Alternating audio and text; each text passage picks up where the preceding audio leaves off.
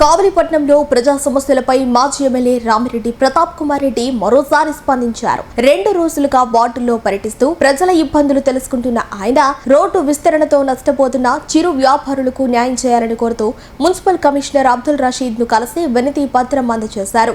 అలాగే బాపూజీ నగర్ పార్క్ లో ప్రైవేట్ వాహనాలు యంత్రాలను తొలగించి ప్రజలకు అందుబాటులోకి తీసుకురావాలని ఆయన డిమాండ్ చేశారు.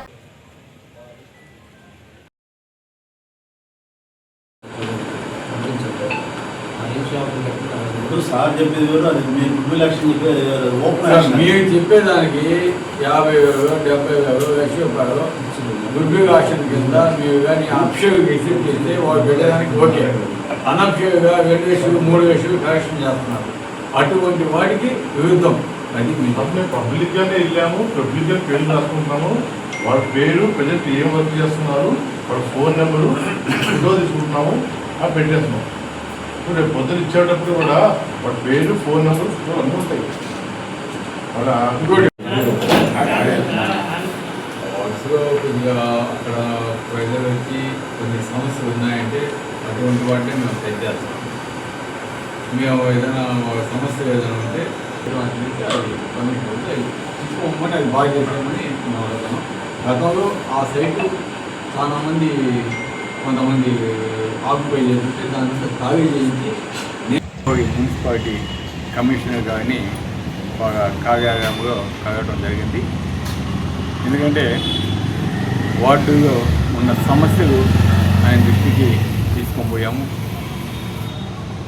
ఈ మధ్య వార్డులో పోయినప్పుడు అక్కడ ఉన్న సమస్యలు అక్కడ ప్రజలంతా కూడా చెప్పడం జరిగింది. ఒకటి, ఈరోజు ఉదయగిరి రోడ్డు వైడనింగ్ కోసం ఆ షాప్స్ డెమాలిషన్ చేస్తూ ఉన్నారు. అక్కడ ప్రజలంతా కూడా ఒకటే అడుగుతూ ఉన్నారు, సో మళ్ళీ మా షాప్స్ మాకు ఇస్తారా, ఇవ్వరా, అవి వచ్చేటట్టు మాకు కమిషనర్ గారికి చెప్పండి.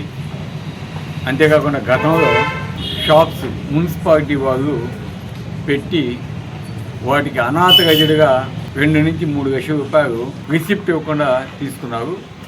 ఆ విధంగా మేము కట్టే పరిస్థితి లేదు. అదేవిధంగా రెంట్స్ కూడా ఎక్కువ ఫిక్స్ చేయకుండా గతంలో వైసీపీ ప్రభుత్వంలో ఏ విధంగా ఉన్నాయో 2,000 3,000 అదేవిధంగా మాకు ఉంటే బాగుంటుందని వాళ్ళు చెప్పడం జరిగింది. దాన్ని కూడా కమిషనర్ గారితో ప్రస్తావించాము. దాంతోపాటు షాపు ఓనర్స్ ఎవరైతే ఉన్నారో ప్రజెంట్ వాళ్ళ నేమ్స్ అన్నీ కూడా విత్ ఫోటో తీసుకొని వాళ్ళందరికీ కూడా మళ్ళా షాప్స్ ఇచ్చే విధంగా చేయాలని మేము సూచించడం జరిగింది. ఒకవేళ ఎక్స్ట్రా ఉంటే వాటిని వేరే వ్యాపారం ఎవరైతే చేసుకుంటూ ఉంటారో పేదవాళ్ళు వారికి ఇవ్వాల్సిందిగా కూడా సూచించాము. అదేవిధంగా ఆ మున్సిపల్ ఫ్లాట్స్ పార్క్ స్థలాన్ని కొంతమంది ప్రైవేట్ వ్యక్తులు దాన్ని కబ్జా అనొచ్చు, ఏదో అనాథ గజడిగా ఆడ పెట్టడం అనొచ్చు, బస్సులు పెట్టున్నారు. అదేవిధంగా మిక్సింగ్ ప్లాంట్కి సంబంధించిన సామగ్రి అంతా కూడా పెట్టున్నారు. ఒక రెసిడెన్షియల్ ఏరియాలో కామన్ అమ్యూనిటీస్ సైట్లో అక్కడ పిల్లలు ఆడుకునే స్థలంలో వాళ్ళు ఆడుకోనియకుండా, అదేవిధంగా పెద్దవాళ్ళు వాకింగ్ చేసే స్థలంలో వాటిని పెట్టి వాళ్ళకి అందరికీ కూడా ఎటువంటి ఇబ్బంది కలుగజేస్తున్నారో ఈరోజు కూడా పోయి చూసాము. వాళ్ళందరూ కూడా చాలామంది అక్కడ కంప్లైంట్ చేయడం జరిగింది. కాబట్టి వాటిని ఇమీడియట్గా తక్షణమే వాటిని తొలగించాలని కూడా మార్నింగ్ మేము టెలిఫోన్లో చెప్పడం జరిగింది. అదేవిధంగా ఇప్పుడు కమిషనర్ గారికి కూడా విన్నవించాము. తప్పకుండా వాటిని తీసివేస్తాము, ఒక 4-5 డేస్ కానీ కూడా చెప్పడం జరిగింది.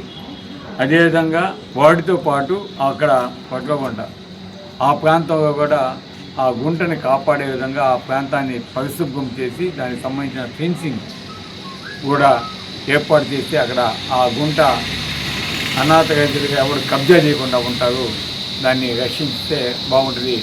అక్కడ నీరు నింపి పెడితే గ్రౌండ్ వాటర్ కూడా బాగుంటుందని చెప్పడం జరిగింది. అదేవిధంగా మొన్ననమాట కొన్ని ప్రాంతాలు పర్యటించడం జరిగింది. అక్కడ మానస హాల్ సైడు వాటికి సంబంధించి కూడా నేను తర్వాత వివరిస్తాను. ఇబ్బందులన్నీ కూడా ఏమనేది ఒక లెటర్ ఇస్తామని చెప్పాము. దానికి కూడా ఆయన సంబంధించారు. ఏదైనా సరే ప్రజలకి ఇబ్బంది కాకుండా ప్రజలకి ప్రయోజనకరమైన పనులు ఏవైతే ఉంటాయో వాటిని మేము తప్పకుండా వాళ్ళు చేసి పెట్టమని అడుగుతాం. తప్పకుండా మీరు కోఆపరేషన్ అందించాలంటే ఆయన కూడా పాజిటివ్గా స్పందించారు. తప్పకుండా మంచి చేయాలని మేము సూచించాం. మంచి చేస్తే ఎవరికి ఇబ్బంది ఉండదు. ఆ విధంగా కాకుండా మున్సిపాలిటీలో అక్రమాలు అన్యాయాలు జరుగుతా అంటే మటుకు తప్పకుండా ఎవరినైనా సరే నిలదీసి ప్రయత్నిస్తాం. అవి జరిగేదాకా కూడా మా పోరాటం ఆగదు. పేదరికి మంచిదాకా, కావలి పట్టణం అభివృద్ధి చెందాగా, కావలి కనకపట్నం కావలి ముందుకు పోవాలని మేము అంతా కూడా కోరుకున్నాం. ఎక్కడ అభివృద్ధికి అయితే ఆటంకం కాదు. మిగతా కొంతమంది మేము ఏది చెప్పినా కూడా విడ్డూరంగా వాళ్ళ ఇష్టానుసారము కొంత మీడియాలో ఒక 5 మంది రాస్తూ ఉంటారు. వాటిని తీసి ఎవరు కూడా భయపడేది లేదు. ప్రజలందరికీ కూడా అర్థమవుతా ఉంది ఎవరు ఏం చేస్తున్నారో. నిన్న కూడా మేము వాదించడం జరిగింది. ఎమ్మెల్యే గారు కూడా ఒక సవాల్ కూడా విసిరాము. వైఎస్ఆర్ కాంగ్రెస్ పార్టీ ఏం చేసిందో ఈరోజు ఈ ప్రభుత్వం ఏం చేస్తుందో, కాబట్టి దానికి వాళ్ళు యాక్సెప్ట్ చేసి మాకు ఎక్కడైనా ఒక బహిరంగ మీటింగ్ కూడా అరేంజ్ చేస్తే బాగుంటుందని